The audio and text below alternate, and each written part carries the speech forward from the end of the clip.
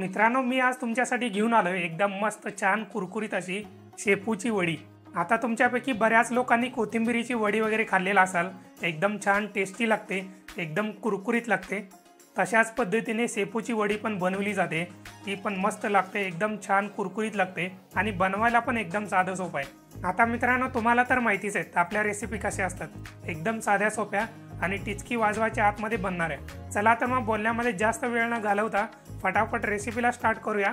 हो, पण त्याच्या आधी चॅनलला सबस्क्राइब करा, लाईक करा आणि कमेंट करायला विसरू नका।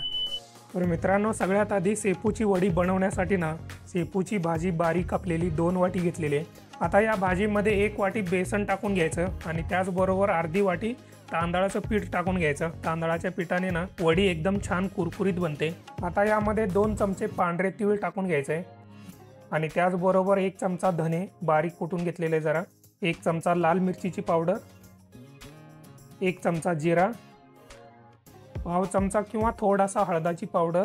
आता शेवटी चवीपुरतं मीठ। आता हे सगळे टाकलेले पदार्थ जे आहेत ना भाजीबरोबर चांगल्या प्रकारे मिक्स करून घ्यायचे आहेत। चांगलं एकजीव झालं पाहिजे। चांगल्या प्रकारे मिक्स करून झाल्यानंतर ना आता यामध्ये 2 ते 3 चमचे तेल टाकून घ्यायचं आहे आणि त्याचबरोबर थोडं यामध्ये पाणी टाकून ना हे चांगल्या प्रकारे मिक्स करून घ्यायचं आहे। म्हणजे गव्हाचं कणिक वगैरे आपण मळून घेतो ना तशाच प्रकारे थोडंसं घट्ट आपल्याला हे मळून घ्यायचं आहे आणि पाणी जे आहे ना जेवढं लागेल तेवढंच थोडं करून यामध्ये टाकून घ्यायचं आहे आणि हे कणिक चांगल्या प्रकारे आपल्याला मळून घ्यायचं आहे।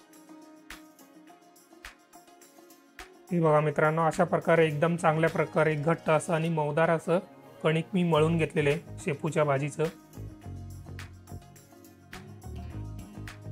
आता मी हाताला थोडंसं तेल लावून घेतो, म्हणजे कणिक जे आहे ना हाताला चिटकणार नाही जास्त। आता कणकामधला निम्मा कणिक मी घेतोय आणि याचा ना पाईपासारखा थोडासा लांबट असा आकार करून घेतो याचा। हे बघा, अशा प्रकारे आपल्याला करून घ्यायचं आहे। आता मी इथं कढईमध्ये पाणी घेतोय।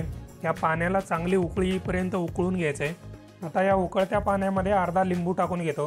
अशा प्रकारे लिंबू टाकून घेतल्यामुळे ना कढईला काळे डाग नाही पडणार, त्यामुळे हा लिंबू टाकून घ्यायचा।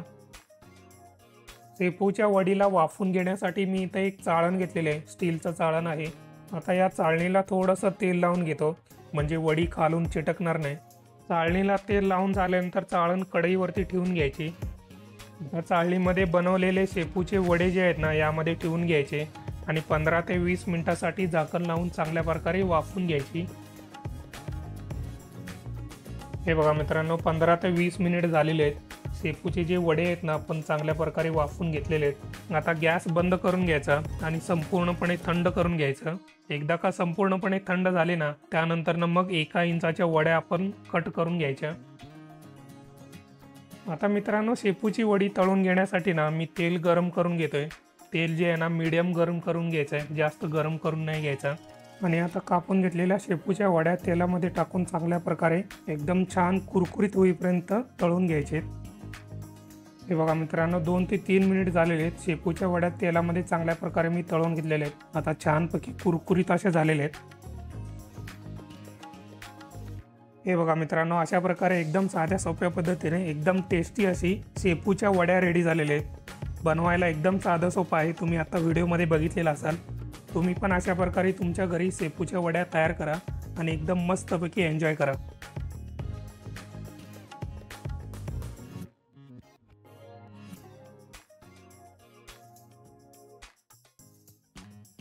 मग काय मित्रांनो, कसे झालेत शेपूच्या वड्या? एकदम मस्त झालेत की नाही? टेस्टला एकदम अप्रतिम झालेले आहेत आणि वरून छान कुरकुरीत झालेले आहेत। आता ज्या लोकांना शेपूची भाजी खायला आवडत नाही ना त्या लोकांनी अशा प्रकारे शेपूच्या वड्या जर तयार केल्या ना तर खायला एकदम भारी लागतात।